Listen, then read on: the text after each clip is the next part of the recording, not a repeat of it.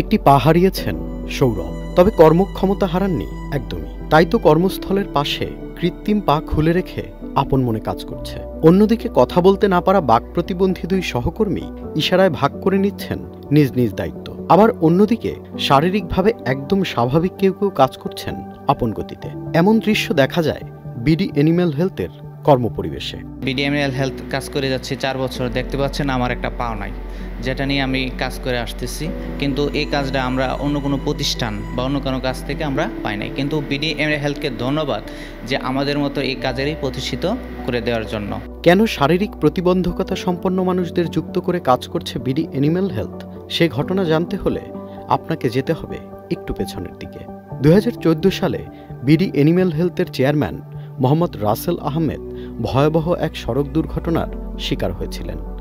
সেই দুর্ঘটনার অভিজ্ঞতা তার জীবনবোধকে নাড়িয়ে দেয়। পরবর্তীতে 2018 সালের দিকে বুকে জমিয়ে রাখা ইচ্ছে আর ড্রিম ফর ডিসেবিলিটি ফাউন্ডেশনের প্রতিষ্ঠাতা হেদায়েতুল আজিজ মুন্নার মতো বন্ধুর সহযোগিতায় স্বাভাবিক কর্মীদের সাথে প্রতিবন্ধীদের নিয়ে কাজ করবেন বলে দৃঢ় প্রতিজ্ঞাবদ্ধ হন রাসেল আহমেদ। বন্ধু হেদায়েতুল আজিজ মুন্না একজন প্রতিবন্ধী মানুষ, প্রতিবন্ধী বান্ধব সামাজিক কর্মকাণ্ডের সাথে জড়িত।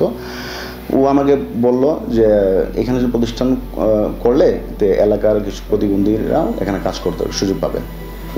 ওই থেকেই প্রতিবন্ধী বান্ধব হিসাবে যাত্রা শুরু করি 6 জনকে নিয়ে।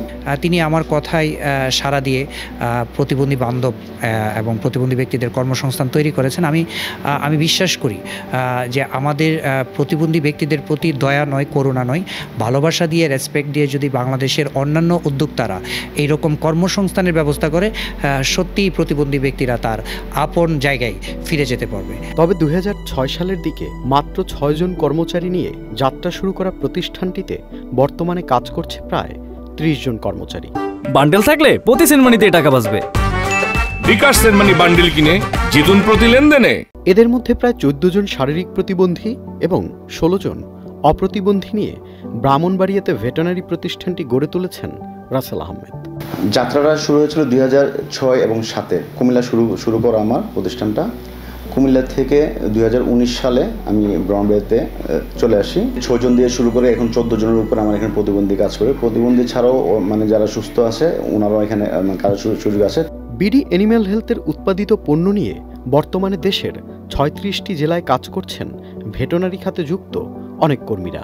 তারা বিশ্বাস করেন এটা শুধু ব্যবসা নয়, তারা কাজ করছেন প্রাণী সেবা ও প্রাণী সম্পদ উন্নয়নের লক্ষ্যে। মোটামুটি এখন 36টা জেলাতে আমাদের কার্যক্রম পরিচালনা হচ্ছে আলহামদুলিল্লাহ। পণ্যের কোয়ালিটি যদি না থাকে আপনি মার্কেটে টিকে থাকতে পারবেন না, এবং মান কোয়ালিটি ওইটা সবসময় ঠিক রাখতে পারে, সেই জন্য চেষ্টা চলবে এবং সেই অঙ্গীকারবদ্ধ ইনশাআল্লাহ বিডি অ্যানিম্যাল হেলথ। স্থানীয় প্রাণী সম্পদ কর্মকর্তা মনে করেন দেশের পশু মৃত্যুর হার কমানো এবং দুধ, ডিম, মাংসের চাহিদা পূরণে ভেটেরিনারি খাত গুরুত্বপূর্ণ ভূমিকা রাখছে, যার একটি উদাহরণ হলো এই প্রতিষ্ঠান।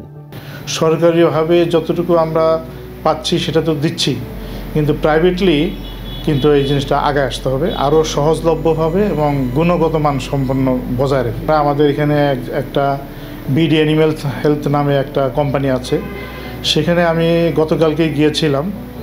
তো সেখানে আমি যা দেখতে পেলাম যে সেই প্রতিষ্ঠানটা বেশ গোছালো। আমরা আরেকটা জিনিস দেখতে পাচ্ছি, সেখানে দেখতেছি যে যারা কিছুটা প্রতিবন্ধী টাইপের, তাদেরকে এখানে যুক্ত করা হয়েছে।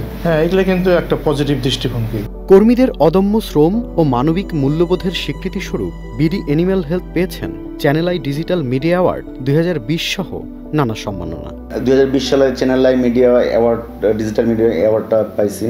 পাওয়ার পরে নিজের ভিতরে আরও আগ্রহ জন্মাইছে যে আসলে আমি আরও কিছু করব, আরও বৃহৎ আকারে যাওয়া যায় না, সেই চেষ্টা থেকেই কাজ শুরু করা। প্রতিষ্ঠাতা ও চেয়ারম্যান মোহাম্মদ রাসেল আহমেদ মনে করে বিডি অ্যানিম্যাল হেলথ শুধু একটি প্রতিষ্ঠান বা ব্যবসা নয়, এটি মানুষের জীবন পরিবর্তনের একটি কর্মক্ষেত্র। আমার আম্মা, আমার আব্বা থেকে শুরু করে আমার বোনরা এবং আমার ওয়াইফে একজন সরকারি চাকরি করেন, সকলের সহযোগিতায় আলহামদুলিল্লাহ পেয়েছি।